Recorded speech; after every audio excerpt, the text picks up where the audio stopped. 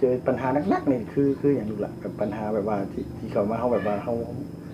าถึงกับมันแบบน้ำตาออกเองสินะเขามักขามักตีเป็นมักตีโดยไพ่ตีแม่อยู่เฮือนไก่ฮะไม่เลี้ยงไม่เลี้ยงโดยตะกี้เนี่ยเจ้าน่ะไปอยู่นั่นไม่เลี้ยงบ่โดยเอาอันลานนี่ชื่อพระเฒ่าไม่เฒ่าเสียแล้วลานน่ะไปอยู่นั่นไม่เลี้ยงตู้เพิ่นมารับอีหลาเป็นลูกบุญธรรมสิบ่ไปแล้วเพิ่นแล้วเพิ่นบ่เอาแล้วเดี๋ยวนี้เพิ่นบ่เอาแล้วโดยลูกบ่ได้ลื้อแล้วว่าบ่ได้ลื้อโดยว่าไงก็คือส่วนหลายนะเพิ่นตีเลยเหรอล่ะเพิ่นเอาไม้พลอยตีทำไมพ่อตีเขารู้สึกแบบใดตอนนั้นรู้สึกแบบอยากหนีบ่แบบรู้สึกอยากเครียดเคยคิดบ่แบบว่าจะฆ่าตัวตายอย่างซี่เคยบ่ลูกเคยว่าเป็นอย่างคือเฮาต้องมาพ่อแบบนี้แม่เลี้ยงนี่คือแม่เลี้ยงแบบว่าเป็นเมียของพ่อเจ้าหรือว่าแม่เลี้ยงเพิ่นเอาเฮาไปเลี้ยงซื่อไปเลี้ยงซื่อๆเอาไปเลี้ยงแบบว่าโดยที่แบบว่าเฮาบ่ได้มีไผเลยเพิ่นเอาเฮาไปเลี้ยงน้ำตาพังเลยพี่น้องบัดนี้แล้วเพิ่นต้องจักสิว่าได้เนาะเขาเลี้ยงดูเด็กน้อยคนนึงบ่ได้แล้วเพิ่นจักเพิ่นสิเอาไปยังไปแล้วขาไปตีเพิ่นก็มีลูกมีเต้าอยู่ลูกล่ะมีเพิ่นก็มีเวลากินอาหารกินนี่ก็ส่วนหลายก็เฮานี่บ่ค่อยได้กินอิ่มปานใดโดยส่วนหลายก็เป็นลูกเพิ่นโดยเพิ่นลำเอียงบ่ล่ะลำเอียงคือคนที่เพิ่นเอาเจ้าไปเลี้ยงเนี่ยคนในบ้านนี่บ่หรือว่าคนทางใดคนในบ้านนี้เลย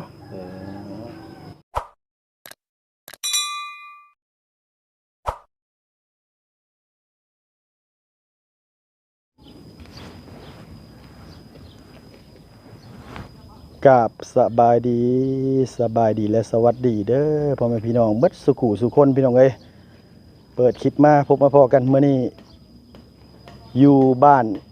ไซสมบูรณ์เมืองอุทุมพรแขวงสอนเขตนะพี่น้องพอดีว่าทางอีหล่าน้องรัศมีเพิ่นโทรไปหาลุงถ่ายรูปเฮือนรูปซ่านแล้วก็อันถ่ายอันว่าที่อยู่ที่เศร้าของอีหล่าน้องคนนึงพี่น้องเอ้ยเพิ่นอยู่ผู้เดียวเพราะฉะนั้นว่าพ่อแม่เครือญาติน้องอันว่าเสียเบิดแหละน้องก็เลยอยู่ผู้เดียวแล้วก็เลยน้องรัศมีน้องพี่น้องก็คือสิฮู้จักเคยเห็นหน้าเห็นตาน้องเพิ่นอยู่ดอกน้องพี่น้องเพิ่นอันว่าเคยช่วยเหลืออีหลาน้องเพิ่นอยู่หลายเทื่ออยู่พี่น้องเนาะเพิ่นก็เลยติดต่อหาเพราะว่าเพิ่นเห็นมาทางน้องผู้นึงกำลังลำบากว่าซั่นว่า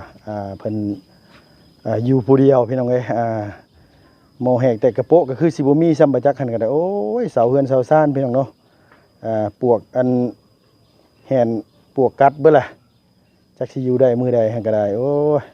เอาน้องพี่น้องมีแต่ว่าลุงเข้ามาผู้เดียวโกนโตนเลยมื้อนี้ขี่มอเตอร์ไซค์น้อยเข้ามาพี่น้องเอ้ยจังได๋ก็ทักทายสบายดี FC ระวังในและก็ต่างประเทศเนาะพี่เนาะที่เข้ามารับมาชมพี่น้องเอ้ยมาพบมาพอกันช่วงบรรยากาศช่วงบ่ายๆพี่น้องเอ้ยเข้ามามื้อนี้ก็ร้อนอบอ้าวมื้อคืนนี่ฝนตกเบิดคืนเลยพี่น้องเนาะฮอดช่วงเช้าๆเลย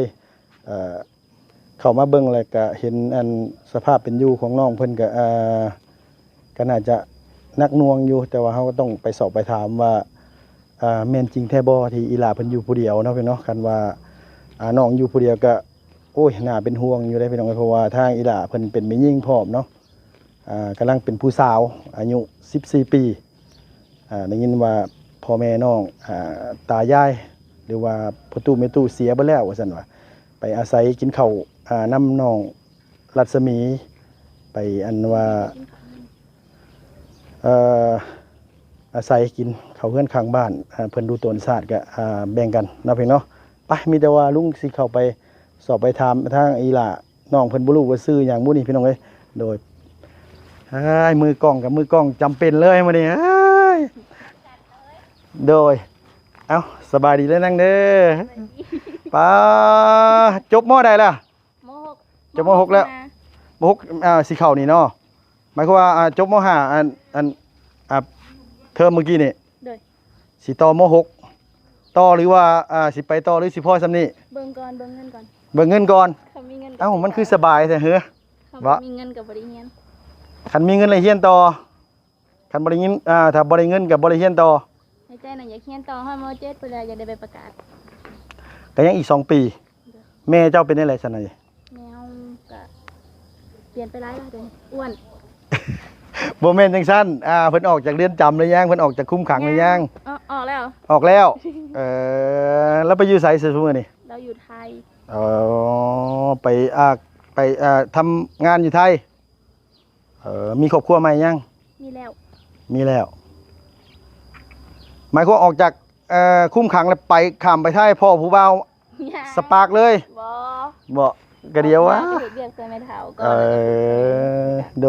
ดยเอาอันมาอันเฮือนหลังนี้เป็นบ่ที่ว่าอันว่ารัฐติดต่อไปหาลุงให้ลุงมาโดย เยี่ยมมายาม โดย อันนี้น้องเพิ่นอยู่แท้จริงได้บ่นางอยู่นี่เลยเหรอ มาอยู่ตอนนี้เพราะแต่เก่านะเขาหับเอาไปเลี้ยงแล้ววันนี้เขาบ่ให้อยู่นำแล้วก็เลยได้ให้มาอยู่นี่ เอามื้อก่อนน่ะคือน้องน่ะถูกคนอื่นเอาไปเลี้ยงดู แม่น เอาไปแล้วบัดนี้แหละเพิ่นบ่อยากให้อยู่นำเอ้าเพิ่น เขาทุบเขาตีนะ เอาไปแล้วเพิ่นว่าไงว่าเพิ่นถูกทำร้าย ทำร้ายร่างกายตลอด แล้วน้องก็ได้กลับมาพี่ โดย เพิ่นให้มาหรือว่าแนวใด เขาให้มา อ๋อ อันนี้เงินเก่าแล้วอันนี้ อันนี้เฮือนเก่าน้องเพิ่น แม่นพ่อเฒ่าแม่เฒ่าอยู่แล้ววันนี้พอดีแม่เฒ่าเสียมื้อต่อมาพ่อเฒ่าก็เสียแล้วเขาไม่เลี้ยงผู้ที่อยากเลี้ยงเนี่ยเอาไปเลี้ยงแล้วก็เลี้ยงบ่ดีแล้วก็ตีเฮ็ดหยังก็ตีแบบเฮ็ดเวียกแล้วเบิดแล้วก็จังตี โดยเอาบัดนี้เนี่ยคือพ่อกับแม่น้องนี่ค่ะ พ่อเราบ่ฮู้ตัวแม่แล้วน่ะอยู่ไทยแต่อันนี้ยังติดต่อหาแม่เราบ่เห็นตั้งแต่แม่เราน่ะป้าอยู่กับแม่เฒ่าแต่น้อยๆพุ่น โดยไปพี่น้องเอ้ยชีวิตคนเนาะบ่ธรรมดาเกิดเป็นคนนี่ว่ามันยากเลยพี่น้องเอ้ยพอได้มาเป็นคนอีกก็แห้งยากกว่าเนาะผู้เพิ่นนั้นว่าเอาน้องไปเลี้ยงก็เฮาก็บ่พาเว้าพี่น้องเอ้ยตอนนั้นเฮาก็ต้องฟังทั้งนั้นทั้งนี้แน่เนาะเพราะว่าสิฟังความข้างเดียวก็บ่ได้เพราะว่าเฮาก็บ่ฮู้ที่ไปที่มาของเพิ่นเนาะ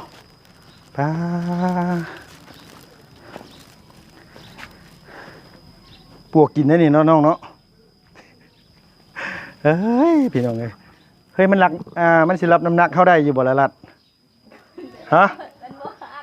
บ้าอย่าเว้าได้เฮ้ยน้ำหนัก80ปลายโลพุ่นใดขึ้นไปมันหักลงมานี่กับเอาขึ้นได้เบิ่งหน้า หักได้ลัดเด้ ขึ้น 3-4 คนถึง ฮะ ผู้ใหญ่ให้ขึ้นไป 3-4 คนถึง เดี๋ยวว้าว่าบ่ได้เด้อพี่น้องเอ้ยเนาะมันคือเอ็นสิเฮ้ยน่ะเอียงสินี่น่ะบ่พันเว้ยเนาะยังบ่ทันได้เฮ็ดหยังฮู้เอาเดี๋ยวแทนน่ะ อย่าเลยลัดเอ้ยเอาอีหลีเลยล่ะเอ้ยโอ้ยเนาะเป็นโทษอีกแล้วช่วงนี้ยังหาเงินยากอยู่เพื่อนน้องฮักนี่ก็สิหาเงินเฮ็ดเพื่อนให้น้องอีกแหละบ่ฮักแท้บ่ล่ะบ่ฮักบ่บ่ฮักได้เวลาเจ้าขึ้นเวลาลุงขึ้นมันสิฮักกันติมันสิวีตรงนี้พอแห้งอีกแหละ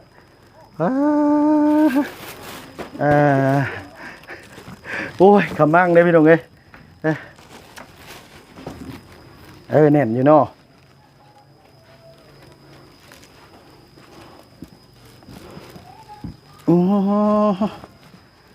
เอาสบายดีแล้วนั่งเด้อสบายดีเอาขออนุญาตถามที่ไปที่มาเนาะสื่อเสียงเรียงนามขออนุญาตนี่ไม่ให้พ่อลุงนี่ล่ะนี่เบาลูกบีบเทิงๆมัน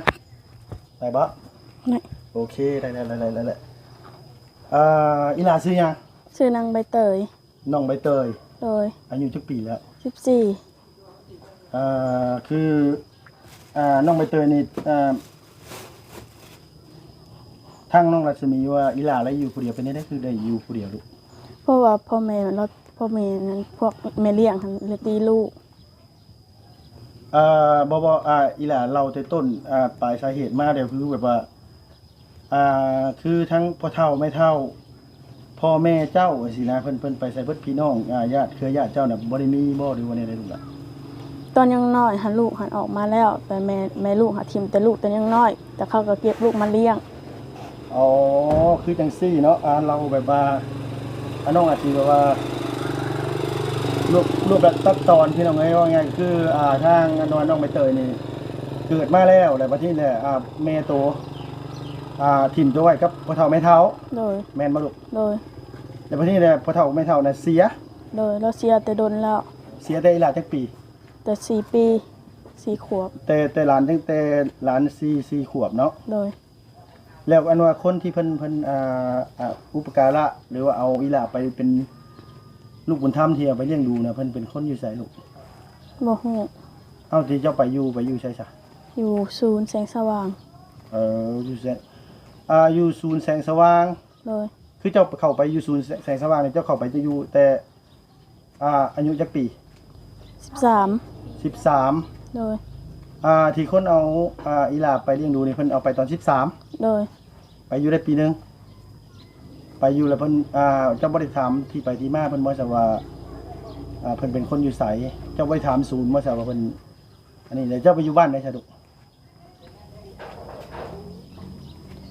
พอเลี้ยงไม่เลี้ยงเจ้านะแบบว่าเพิ่นเอาไปอยู่บ้านไหน อยู่น้องผือ อ๋ออยู่บ้านหนองผือ โดย ไปแล้วแบบว่าเพิ่นบ่ค่อยดีกับเฮา โดย เพิ่นบ่โอเคกับเฮาปานใด โดย เพิ่นว่าไงก็คืออ๋อคืออีหลาไปอยู่หนองผือ โดย ได้ปีหนึง ปีหนึ่งแล้วเขาส่งมาเพราะว่าอยู่พุ่นเขาตีลูก เขาให้เว้าก็เว้า เอ่อ เว้าจบเจอ ก็คืออันว่าหลานไปอยู่นี่อีหลาใบเตยอยู่เพื่อนเพิ่นน่ะเฮ็ดหยังแน่ลูก เฮ็ดเวียกแบบว่าเฮ็ดปลูกเฮ็ดผักคอนโด ปลูกเฮ็ดปลูกเฮ็ดคือเฮ็ดนางฟ้าเฮ็ดเฟืองอหยังสิบ่ โดย โอ้โดยก็คือไปเฮ็ดอยู่ห้าน โดย แล้วเพิ่นเรื่องกินเรื่องอยู่เรื่องที่พักที่เศร้าอหยังสิโอเคบ่หรือว่าบ่โอเคปานใด โอเค แต่หากพวกผู้เอื้อยจูนั่นอยู่พุ่นหันเขามักตีมักด่า คนอยู่ในศูนย์นักกันน่ะบ่ โดย อ๋อว่าง่ายว่าเพิ่นไปแล้วเพิ่นว่าง่ายๆว่าคือเห็นอีหลาบ่ทันคนหรือว่าเห็นเฮาบ่ค่อยปากค่อยเว้าเพิ่นก็ระบายความโกรธความอยากให้อหยังซี่บ่ เพราะว่าเขา พิ่นตีสิเนาะ เขามักให้หันนะ เขามักให้แล้ว เฮ็ดห เฮา ยังบ่ถูกกับพิษหันนะ ว่าง่ายว่าเฮาเฮ็ดหยังบ่ถูกใจเพิ่นแล้วเฮาผิดโอ้ว่าง่ายก็คือเวลาหลานเฮ็ดหยังที่แบบว่าเพิ่นบ่มักแล้วเพิ่นก็ลงไม้ลงมือบ่ล่ะแบบเพิ่นตีบ่ มีแต่เพิ่นดอก เพิ่นด่าหยังสิบ่ โดย เพิ่นด่าเพิ่นอันว่าใส่คำหยาบว่าง่ายซะเนาะนักๆแบบเพิ่นบูลลี่เฮาแบบใดลูกล่ะเพิ่นบูลลี่แบบเพิ่นเว้าใส่หยังสินะแบบเพิ่นเว้าหยังไง เพิ่นมักเว้ารับดัง อ๋อ ไปเข่งน่ะไปเตานะมันบ่แม่น เอาตอนนั้นก็คือมันผ่านไปแล้วแล้ววันที่เนี่ยลุงขออยากถามเจ้าแน่คือเจ้าออกมาจากหั่นน่ะได้จักมื้อแล้วลูก 6-7 มื้อแล้ว 6-7 มื้อให้ได้ออกมาเลยเนาะ โดย ออกมาแล้วมาที่นี่เนี่ยมาอยู่นี่เลย โดย ข้าวน้ำจำปลาร้านกินที่ไส กินอยู่กับเพื่อนอลัดกับพวกไก่เฮือนเคียง ว่าง่ายๆว่าคือพี่น้องใกล้ๆกันนี่เพิ่นดูโตน โดย บางเทื่อเพิ่นก็แบ่งให้กิน โดย แล้วก็ไปกินน้ำน้องรัศมี โดย เจ้ากับรัฐนี่อยู่ศูนย์เดียวกันเนาะลูกเนาะ โดย เป็นพี่น้องกันเนาะ โดย ว่าไงว่าหักแพงกันอยู่ในศูนย์นั้น โดย เรียนจบเมื่อไหร่เลยลูก มหนึ่ง อาจจะจบมหนึ่ง โดย จบมหนึ่งเทอมเมื่อกี้นี่เนาะจบมหนึ่งเทอมเมื่อกี้นี้สิขึ้นมสองปีหน้าแม่นบ่ล่ะก็คือแบบว่าหลานอยู่ศูนย์เดียวกัน โดย เป็นคนบ้านเดียวกันเนาะว่าไงกับมาอะไรกับอันว่าอาศัยนอนอยู่นี้นะลูกเนาะ โดย พี่น้องอีหยังนี่ล่ะบ่ได้มีเลยบ่ลูก บ่มี บ่มีอยู่ผู้เดียว อยู่คนเดียว อันลุงขออนุญาตถามแน่อันว่าอันถ้วยบวงหาแนวใส่กับข้าวกับน้ำมันพวกกันว่าหม้อแหกแต่กระโปะมีอยู่บ่ล่ะ มีแต่บ่หลาย มีแต่บ่หลาย พวกหม้อพวกเตาเตาถ่านนี่ยังมีอยู่บ่ลูก บ่มี บ่มี เวลาสมมุติว่าคือลุงเอามาม่ามาให้สิเลยอีหลายต้มใช่ๆน่ะ บ่ฮู้ บ่ฮู้หม้อบ่มีเนาะ เลย เดี๋ยวลุงขออนุญาตเบิ่งไปเบิ่งข้างในได้ปะ ได้ ไปพี่น้องจักสิถามนี่แหละน้องมันก็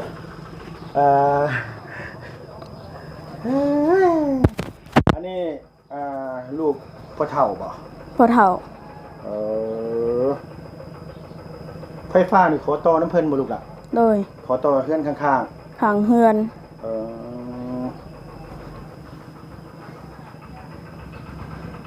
เดี๋ยวขออนุญาตได้เพียงนะอันนี้นี่มีหมอหน่วยหนึง โดย มีครกอันหนึง โดย แล้วก็หวดอันหนึงเนาะล่ะเนาะ โดย หม้อหนึงอันหนึงพี่น้องเอ้ยถ้วยน้อยอันหนึงบวงนี่สิลูกล่ะ บ่วงมีแต่2ก้าน บวงมี2ก้านน้ำกินหลานไปซื้อมาบ่หรือว่าตรงน้ำพล บ่ได้ซื้อ พี่น้องก็ให้เอาน้ำพี่น้องบ่หรือว่าเนี่ยหรือว่า เอานำพี่น้อง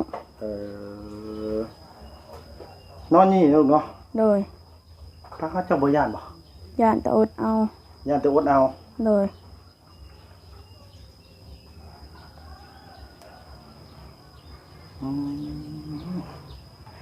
เสื้อผ้าหน้าแพร่ลูกด้วยสินะ อยู่ในกระเป๋าก ระเป๋านี่บ่ โดย มีจักสุดลูกอ่ะ 21 22 ใส่แฮนด์ว่าปืนให้บ่ลุงมึงอยู่ห่ะกระสอบไหม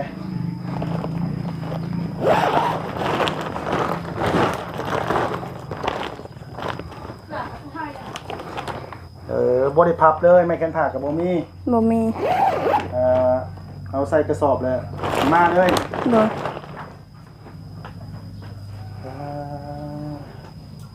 เพื่อนนี่กับบ่ง่ายเป็นเพื่อนเก่าพี่น้องเป็นเพื่อนเก่าแบบว่าลมพัดมาปิวได้นี่เนาะเฮ้ยเนาะ โดย ตัวขึ้นเมื่อไรเนาะ โดย แม่เจ้าติดต่อบ่อะไรเลยบ่ลูกล่ะ บ่มันติดต่อบ่ได้แต่ปี2010ผู้ โอ้ตอนนี้ปี2015ปี2025 15 ปีแหละ โดย ที่ว่าบ่ได้ข่าวอะไรข่าวเลยเดี๋ยวคุณลุงขออนุญาตถามแบบว่าคือตอนที่หลานนั้นว่าไปอยู่ศูนย์น่ะไปตอนนั้นอายุจักปีลูกอ่ะ 13 เจ้าครับเจ้าให้แต่ไปอยู่ปีเดียวบ่ โดย ไปอยู่ศูนย์หั่นได ไปเป็นปี2014ปี2024 อ๋ออีหล่าไปอยู่ตั้งแต่ปี2014ปี2024เอาปี2024 โดย อ๋ออยู่ได้ปีนึงตะกี้อีหล่าอันอยู่ไสสรุปตั้งแต่ตอนที่เขาอยู่ศูนย์ เจ้าเฮือนคนอื่น เซาเฮือนผู้อื่นอยู่ โดย เอาเฮือนหลังนี้เจ้าคือบ่อยู่สรุปล่ะ เพราะว่ามันมันมีขี้ม้าหลายเลยบ่อยู่ โอเคเข้าใจว่าไงว่าคือคนพี่น้องเอ้ยว่าไงว่าเสพสารเสพติดหลาย โดย ว่าไงมันบ่ปลอดภัยตอนนั้นนั้นว่าหลานเอาเงินใช้เซาลูกอ่ะเซาเพิ่นผู้อื่นอยู่ อันนั้นเขาให้อยู่เขาบ่เอาบ่ได้กินเงินเดือน อ๋อว่าไงว่าอาศัยอยู่น้ำผู้อื่นอยู่ โดย อาศัยอยู่เพิ่นผู้อื่นน้องมันก็บอกบ่ค่อยเป็นปานใดเด้นี่ก็ได้อาศัยอยู่แหละตัวอยู่กับเพิ่นน่ะเฮ็ดเวียกให้เพิ่นสิบ่ โดย โอ้โดยแล้วบัดนี้น่ะตั้งใจนี่มาเที่ยวนี่สิอยู่นี่ตลอดได้แม่นบ่ โดย เป็นเจ้าบ่ย่านบ่สรุปแล้ว ญาติ แต่อดเอาน้ำใส่น้ำซอยอีหลานน้ำอำไนอยู่ใส่ซั่นนี่ อยู่เฮือนปะโอ โตอยู่ใช่ลูก มีข้างบ้าน ข้างเฮือนนี่เนาะ โดย ว่าไงก็คือไปอาบน้ำอยู่พุ่น โดย แต่ขับมานอนอยู่นี่เฮ้ยเพื่อนก็มีแต่ฝุ่นพี่น้องเอ้ยเพื่อนอีหลาเพิ่นมีแต่ฝุ่นแล้วบัดนี้เดี๋ยวแบบ มันเป็นอันเฮือนเก่าเฮือนว่าไงก็เฮือนห้างอะไรเนาะนางเนาะ โดย ก็ขอโทษนำแต่น้องบ่มีทางไปเลยต้องกลับมาอยู่เฮือนหลังเก่าซาดปูบ่ได้มีบ่ลูกล่ะ บ่มี บ่มี ใดบ่มีน้ำ ซาดบ่มีไหลน้ำใส่น้ำซอยของน้ำของในบ่มี บ่มีน้ำกินก็บ่มี น้ำกินก็บ่มี โดย ถ้วยก็มีใบเดียวนี่บ่ โดย อันที่ค่าเกลืออยู่นี่บ่สมมุติว่าแบบว่าอีหล่าอาศัยกินน้ำคือคนเฮือนใกล้สิเนาะ โดย คุณว่ามื้อใดมื้อหนึงที่เพิ่นบ่แบ่งเลยเฮาเซ็นได้เสร็จบ่ ไปหากินเอง ไปหากินเอง โดย ไปหาแบบใด หาคุดจิหล่อกิน หาคุณจิรอมาแลกข้าวกินว่าไงว่าเฮาหาคุณจิรอแล้วก็มาขายเอาเงินไปซื้อข้าว โดย มากิน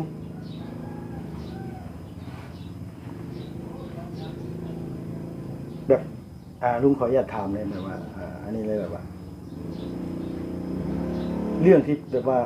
เจอปัญหานักๆนี่คืออย่างลูกล่ะแบบปัญหาแบบว่าที่เขามาเฮาแบบว่าเฮาถึงกับมันแบบน้ำตาออกเองสินะ เขามักขามักตี เพิ่นมักตี โดย ไผตี แม่อยู่เฮือนใกล้ ฮะ แม่เลี้ยง เมเลียง โดย ตะกี้เนี่ยเจ้าน่ะไปอยู่นำเมเลียงบ่ โดย เอาอันลานนี่คือบ่เฒ่าไม่เฒ่าเสียแล้วลานน่ะไปอยู่นำเมเลียงตู้เพิ่นมารับอีหลาเป็นลูกบุญธรรมสิบ่ไปแล้วเพิ่น แล้วเพิ่นบ่เอาแล้วเดี๋ยวนี้ เพิ่นบ่เอาแล้ว โดย ลูกบ่ได้ดื้อแล้วว่าบ่ได้ดื้อ โดย ว่าไงก็คือชวนหลายนะเพิ่นตีเลยแล้วล่ะ เพิ่นเอาไม้พลอยตี ทำไมพ่อตีเขารู้สึกแบบใดตอนนั้นรู้สึกแบบอยากหนีบ่ แบบรู้สึกอยากเครียด เคยคิดบ่แบบว่าจะฆ่าตัวตายอย่างซี่เคยบ่ลูก เคย เคยว่าเป็นอย่างคือเฮาต้องมาพ่อแบบนี้แม่เลี้ยงนี่คือแม่เลี้ยงแบบว่าเป็นเมียของพ่อเจ้าหรือว่าแม่เลี้ยงเพิ่นเอาเฮาไปเลี้ยงซื่อ ไปเลี้ยงซื่อ ๆเอาไปเลี้ยงแบบว่าโดยที่แบบว่าเฮาบ่ได้มีไผเลยเพิ่นเอาเฮาไปเลี้ยงน้ำตาพังเลยพี่น้องในบัดนี้แล้วเพิ่นแล้วก็จักสิว่าได้เนาะเขาเลี้ยงดูเด็กน้อยคนหนึงบ่ได้แล้วเพิ่นจักเพิ่นสิเอาไปหยังไปแล้วขาไปตีเพิ่นก็มีลูกมีเต้าอยู่ลูกล่ะ ๆมี เพิ่นก็มีเวลากินอาหารกินนี่ก็ส่วนหลายก็เฮานี่บ่ค่อยได้กินอิ่มปานใด โดย ส่วนหลายก็เป็นลูกเพิ่น โดย เพิ่นลำเอียงบ่ล่ะ ลำเอียง ลำเอียงคือคนที่เพิ่นเอาเจ้าไปเลี้ยงเนี่ยคนในบ้านนี่บ่หรือว่าคนทางไหน คนในบ้าน คนในบ้านนี้ โดย แต่ว่าก็บ่เป็นหยังลูกหลานเอ้ยจังน้อยๆก็เฮาก็ถึงว่าสิบ่มีได้รับความอบอุ่นปานใดแต่ว่าเพิ่นก็เลี้ยงเฮาจนว่าได้ใหญ่ปานนี้แล้วอย่างน้อยๆเฮาก็ได้อาศัยสายค้าเพิ่นได้อาศัยครอบครัวเพิ่นเลี้ยงดูปูเสื้อเฮามาถือว่าสิบ่สมบูรณ์แบบทำลูกเพิ่นก็อย่างน้อยๆก็เฮาได้ใหญ่นำเพิ่นก็บ่อยากให้เครียดปานใดบ่ต้องเครียดต้องอายเพิ่นเด้อมีแต่ว่าแต่นี่ต่อไปน่ะคือมีแต่ว่าเฮาน่ะสิอยู่แบบใดสิปลอดภัยนะคือเจ้านะน้องใบเตยอีหล่าแบบว่าอีหล่าสิอยู่แบบนี้โดยที่แบบว่าฟืนไฟบ่ได้มีบ่ถูกล่ะ บ่มี ดอกไฟบ่มี มีแต่ทางนอก มีแต่ทางนอกทางในบ่มี โดย เรือนชานบ้านซองเวลานอนมีก่อนลงก่อนล็อกอยู่บ่ถูกล่ะ มีอยู่แต่มันลอย อันนี้บ่ โดย ดอกแบบใดลูกมันลอยแบบนี้น่ะบ่ โดย มันก็เปิดออกเปิดเข้าได้ที่นี่เฮ้ยแม่นบ่ลูกล่ะ ได้แต่ลูกเอาเสือกขัดไว้ ทั้งอีหล่าเอาเสื้ออันว่าผูกไว้ โดย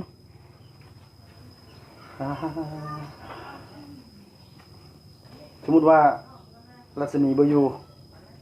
หล่าก็ต้องนอนผู้เดียวแม่นบ่ โดย นอนผู้เดียวได้จะคืนแล้วนี่ 3 3คืนแล้วคันว่าหลอกไฟข้างหน้าข้างในมีก็ยังว่าใต้ไฟนอนพี่น้องเอ้ยกับอีกอย่างหน้าต่างเฮือนน้องก็บ่ได้มีไปเปิดเบิ่งให้ลุงเบิ่งอยู่ลูกหลานน่ะ บ่แม่นหน้าตางอันบ่ได้นี่แล้วแค่อันนี้ไว้ซื้อหั่นน่ะโดยโอ้ยเนาะ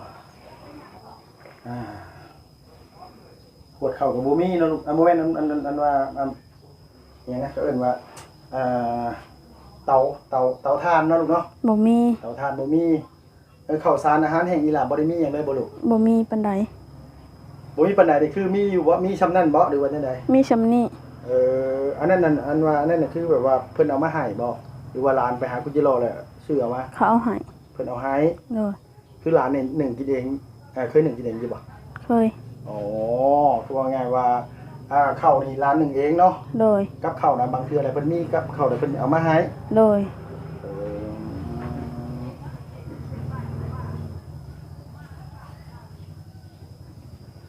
ไม่ค่อยกวดบ่ได้มีมันบ่ลูกอ่ะ มีอยู่ มีบ่ โดย ไม่กวดอะไร โดย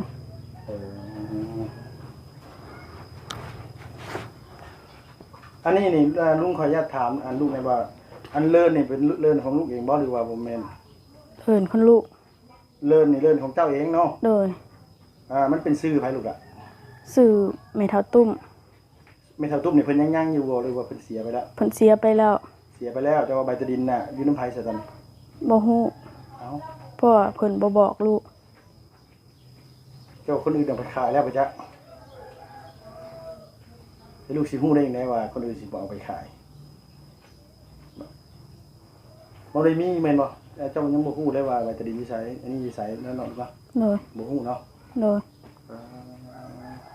ก็ง่ายว่าอันนี้นี่ดินของพ่อเฒ่าแม่เฒ่าน้องพี่น้องไว้แต่ว่าเฮาก็บ่ฮู้ว่าทางพ่อเฒ่าแม่เฒ่าเสียแล้วมันใบตะดินมันตกอยู่น้ำมือไผตอนนี้เนาะล่ะเนาะ โดย คือหลานนี่บ่ฮู้หยังเลยเพราะว่าหลานยังน้อยอยู่เดี๋ยวบัดนี้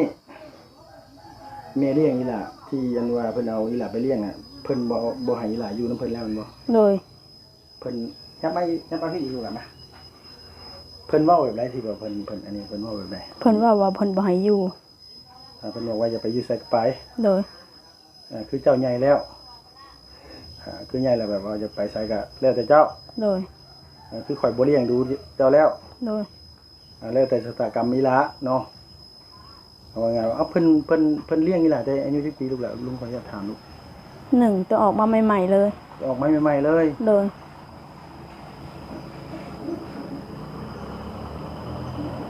เป็นพี่น้องบ่เ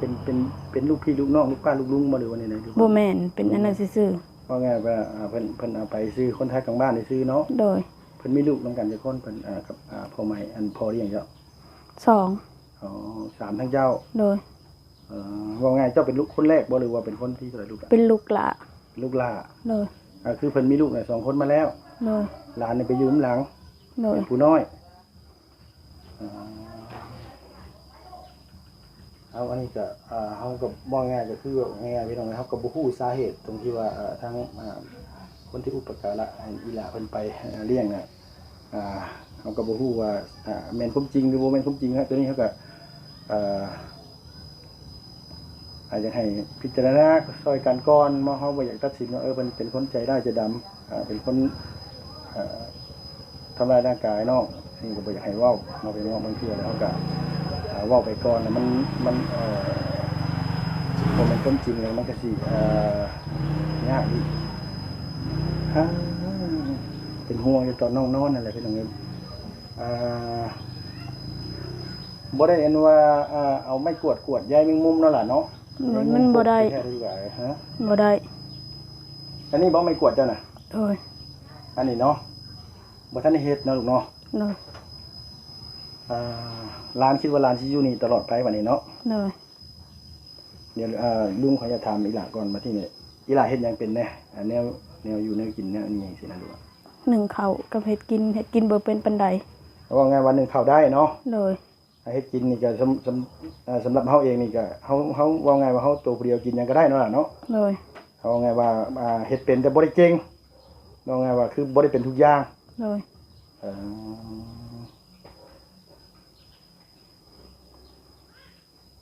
ก็คือน้อง พอเฒ่าไม่เฒ่าตายจากเบิดพี่น้องเลยแล้วก็คนอื่นเอาไปเลี้ยงคนอื่นเอาไปเลี้ยงในประเทศเนี่ยเอาไปเลี้ยงแล้วว่าไงก็คือเวลาเพิ่นอยากให้เพิ่นก็ทุบตีสิเนาะลูกเนาะเพิ่นก็ตีสินะพี่น้องเลยว่าที่นี่เนี่ยเพิ่นส่งน้องเขาไปอยู่ศูนย์อยู่ศูนย์นั้นอยู่ละ9หันในปีนึงแล้วว่าที่เนี่ยน้องกลับเข้ามาบ่สิมายืมเพิ่นอีกแล้วเพิ่นบ่อยู่บัดนี้ โดย เพิ่นบอกว่าเพิ่นบ่เอาแล้วเพิ่นบ่ให้อยู่แล้วแต่เจ้าว่าเจ้าสิไปอยู่ไสหลานก็เลยกลับมาอยู่หมู่เก่านี้แม่ก็ติดต่อบ่ได้พ่อก็บ่ฮู้ว่าเป็นไผพี่น้องเอ้ยว่าง่ายซะพ่อก็บ่ฮู้ว่าเป็นไผมันบ่รู้อ่ะ โดย พ่อนี่ตัดขาดไปเลยนะพ่อพี่น้องเอ้ยมีแต่ว่าแม่น่ะติดต่อไป15ปีแล้วน้ำกินนี่ร้านนั่นว่าเอาน้ำมาใช้สะดวกอ่ะ บ่มี อันนี้คือตกน้ำฝนบางเทื่อกันเนาะน้ำสางใส่กับบ่มีเรื่องว่าของน้ำของในกับบ่มีเวลาปวดท้องยามมื้อคืนตอนดึกๆอีหล่าเฮ็ดจังได๋ ไปเข้าห้องน้ำคนอื่น ชุดว่าปวดประมาณ 12 โมงอหยังสิได้สะดุก อดเอา อดเอาเฮ้ยเนาะเฮ้ยคนนี่สุดละพี่น้องเอ้ยเนาะเบิ่งกันคือว่าเป็นตาแหน่งตานาอยู่เฮือนน่ะพี่น้องแต่บ่ได้แม่นนะมันสิคุบ่ได้เนาะนั่งเนาะ โดย นี่ทางพ่อเฒ่าแม่เฒ่าเฮ็ดไว้ตะกี้พุ่นนั่นลูกเนาะทางตาทางยายเพิ่นเฮ็ดไว้แต่เพิ่นบ่ทันได้เสียพุ่นเพราะทางพ่อเฒ่าแม่เฒ่าเสียแล้วก็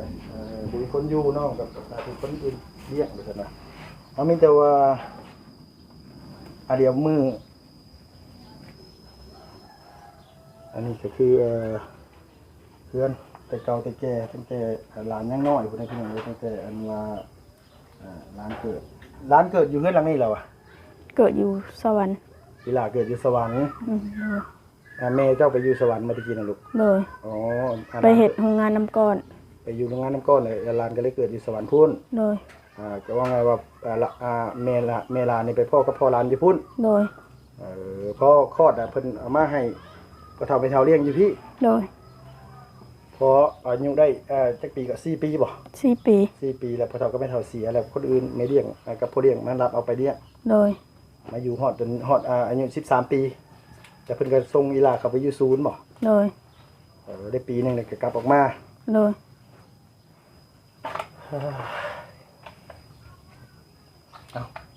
มีแต่ว่าบ่ได้ไปใส่แล้วว่าแล้วบ่ได้ค่อยไปใส่แล้วว่าบ่ได้ไปใส่น้อง โดย ไปคุดจิรอจิหน้าอยู่แล้วว่า บางมื้อก็ไป บางมื้อก็ไปเนาะว่าไงว่าเดี๋ยวลุงสิให้ทีมงานเข้ามาซอยกันแล้วก็ซอยกันทายซอยกันอันนี้แหละลูกละเพราะว่าชีวิตเจ้าก็ค่อนข้างสิลำบากกระเสือกกระสนไปอยู่หันอยู่นี่เพียงไงเพื่อสิอันว่าอันนี้ก็บ่แม่นเรื่องง่ายปานใดอะไรเสียทั้งทีมงานเข้ามาถ่ายทำให้พี่น้องพิจารณาซอยกันเนาะเฮือนกับเฮือนอันเก่าๆคือสิหลาย10 ปีแล้วแหละเพราะว่าเครื่องไม้มันนี่พวกคนตกอันว่าใส่ผุพังบ่ล่ะหลอกบ่แล้วว่าง่ายซะน้ำหนักหลายๆคือลุงกับบอลลี่นี่ห่วยพี่น้องเอ้ยขึ้นมา2 คนนี่บ่กล้าพุ่นได้นี่นะบ่เวลานอนน่ะเราขึ้นลอกซ่านจุบเจียอยู่บ่ล่ะ เคย ลอกจุบเจียอยู่เนาะ โดย เข้าน้องเพิ่นนี่อยู่พี่น้องเอ้ยแต่ว่าถ้วยซ้ำเรื่องอันว่ากระโตกพวกสาดพวกมอนก็ยังบ่ทันได้มีเนาะลูกเนาะ โดย สาดปูยังปูสิเนาะยังขาดหลายอย่างเนาะกระโตกช่วยช่วยเข่ามีอยู่บ่ลูก บ่มี บ่มีเอาง่ายคือซ้ำเฮ็ดนี่เนาะ โดย มีกะละมังอันนึงพอเลยสักผ้าพี่น้องเอ้ยลานหาจะได้ออกมาจากศูนย์จักมื้อเลยลูก 2 เดือนแล้ว 2 เดือนแล้วแต่ว่าหลานหาจะมาอยู่นี่น่ะได้3 คืน โดย แต่ตะกี้อีหลาไปอยู่ไสลูก ตะกี้ฮะ โดย ไปอยู่น้ำอยู่น้ำไม่เลี้ยง อ๋ออีหลาไปอยู่น้ำมันออกมาเลย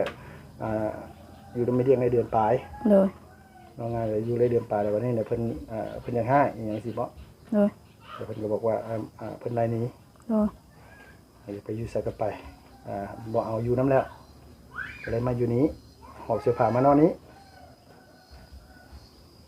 อาจจะเรียนอยู่ม.1อยากเรียนต่ออยู่บ่ เราอยากเรียนต่อแต่บ่มีเงิน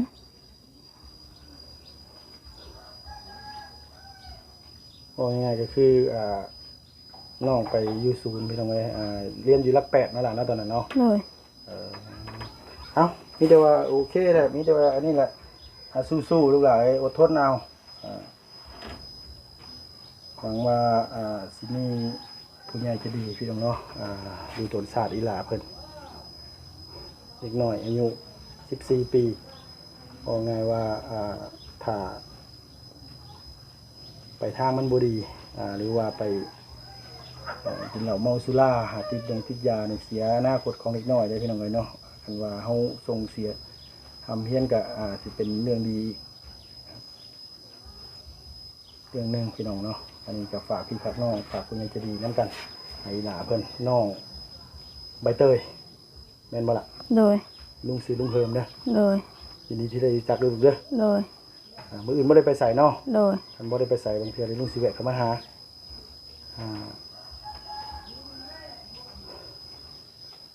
เวลานอนก็นกเพื่อนนกซ่านจุบเจือคันว่าบ่ไหวก็ไปนอนน้ำรัศมีก็ได้ ไปนอนพอได้กอดกันแน่ฝนตกมันจังอุ่นมีแต่ว่าลุงซื้อมาให้อีหล่าเนาะอยู่เลยเบิ่งต้นไม้ก่อนนะลูกเด้อ เลย สีต้มใส่ๆแล้วบัดนี้พักอันเตากับบ่มี เอาลูกอ่ะโดย ขอบใจ แล้วก็ซื้อนุ่มมาพี่น้องเอ้ยแบ่งกับรัศมีคนละแพ็คเมื่อกี้นี่เอ้าสู้ เลย ๆลุงสังเกตเห็นอันนี้ไปถึงหยัง เขาขูด ใครขูด หมูอยู่ศูนย์ หมู่อยู่ศูนย์ เลย ลอยพอพันแม่ไปอยู่น้ำกันเนาะสักสิแม่นหยังแน่พี่น้องเอ้ยมื้อนึงโอ้ยโอเคเอาอีหล่ะสบายดีป่ะลุงแน่ สบายดี โดยมาอันพอลุงขออยากเอาไหมว่าสิเว้าหน่อยๆพี่น้องเอ้ยว่าสิเอาสัก20รอไปเกือบ40 นาทีมีแต่ว่าอีหลารัศมีเพิ่นเห็นอันว่าทางรุ่นน้องแม่นบ่รัดรุ่นน้องเจ้าเนาะหล่ะเนาะอันนี้เพิ่นอายุ14รัดอายุเท่าไหร่แล้ว15ตัวพี่น้องเอ้ยไปกินไปสั่งมา15 ปีใหญ่ปันอันนี้เนาะ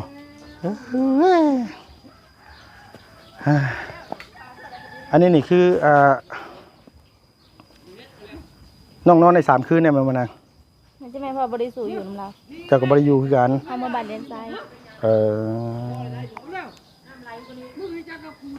โดย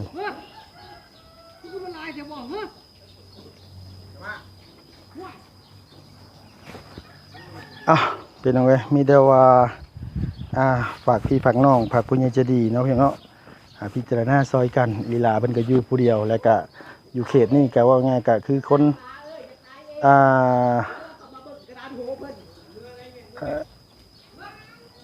คนเสพยาหลายไปซั่นว่าน้องก็ย่านแล้วก็น้องก็